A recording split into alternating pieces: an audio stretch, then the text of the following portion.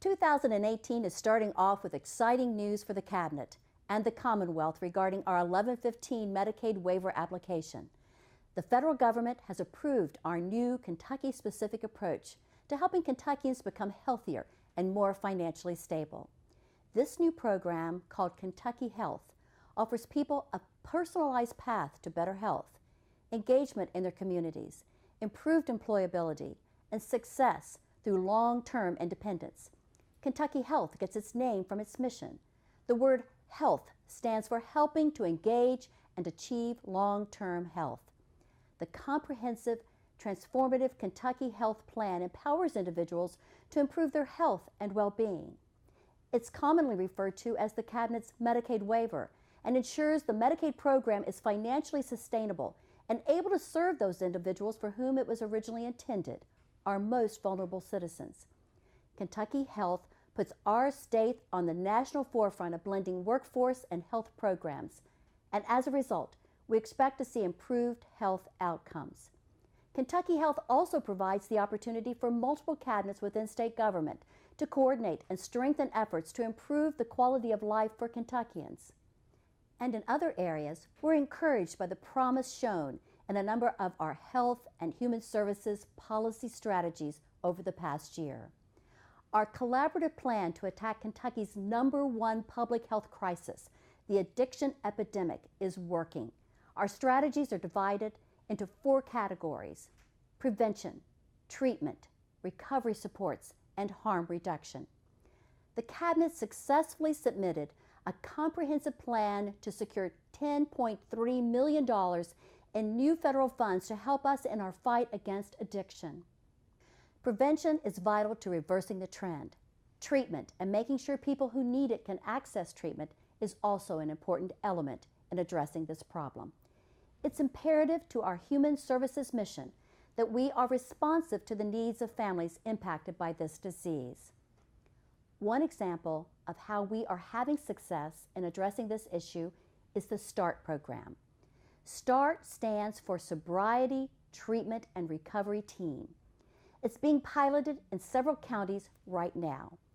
START is an intensive, evidence-based program that serves families involved with child welfare, with children from birth to 5 years old, and it integrates addiction services, family preservation, community partnerships, and best practices in child welfare and substance abuse treatment.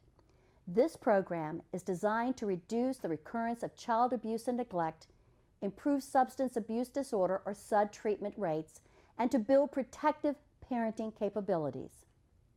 CHFS has also repurposed its mobile pharmacy van and taken it to about 30 communities this year and distributed more than 1,400 Narcan kits, along with proper training on how to prevent, to recognize, and respond to an overdose. Governor Bevin has been a tireless advocate for these efforts, and we're proud to provide funding and to partner on the Don't Let Them Die campaign and the Get Help Now Kentucky web-based treatment availability locator.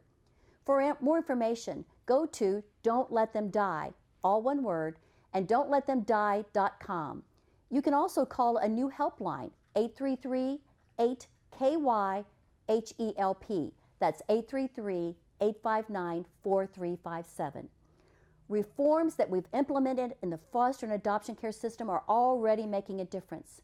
More people than ever are taking classes to become foster and adoptive parents, and the number of kids finding their forever homes with an adopting family has increased. We're building on the governor's Open Hearts and Open Homes initiative to further engage the faith-based community and nonprofits. Legislative wins in this area include new laws allowing foster teens to get their driver's license at age 16 and a new fictive kin law that allows a child to be placed with an adult non-relative in certain situations. And we want to say thank you to everyone who has donated warm clothing, blankets, bags, and backpacks to help kids coming into foster care. If you'd like to make a donation or get more information on how you can help these foster children, call 1-800-232-KIDS, KIDS. The Cabinet's Department for Public Health is strengthening its collaboration with the local health departments to provide additional needed services locally. The Cabinet is also addressing chronic diseases like tobacco usage and cancer, developing a new state health plan, and for the first time in more than a decade, Kentucky will soon have a new state dental plan. We are using evidence-based, data-driven approaches that give us the best opportunity to help Kentuckians improve their health. And Cabinet policies are not just focused on physical impact. Fiscal or financial impact is also being measured. In our services for the aging population, for example, the Cabinet is making sure that federal funding is going for services and getting to the clients who need those services, not going to pay administrative expenses. In the area of child support, there's a concerted effort to aggressively collect and to distribute child support payments. We're also committed to cutting the red tape in our agency so that services are provided more efficiently, regulatory burdens are reduced, and our operations are streamlined for effectiveness. As part of the Governor's Red Tape Reduction Initiative, we have analyzed all 669 regulations that were on the books at the beginning of 2017. To this point, more than 100 regulations have been amended or repealed altogether. I've traveled throughout the state to meet with employees at local DCBS offices. I appreciate the honest input I get while talking to these dedicated workers, one-on-one and in small groups. Many times, their ideas are put into policy that will help us better serve our clients.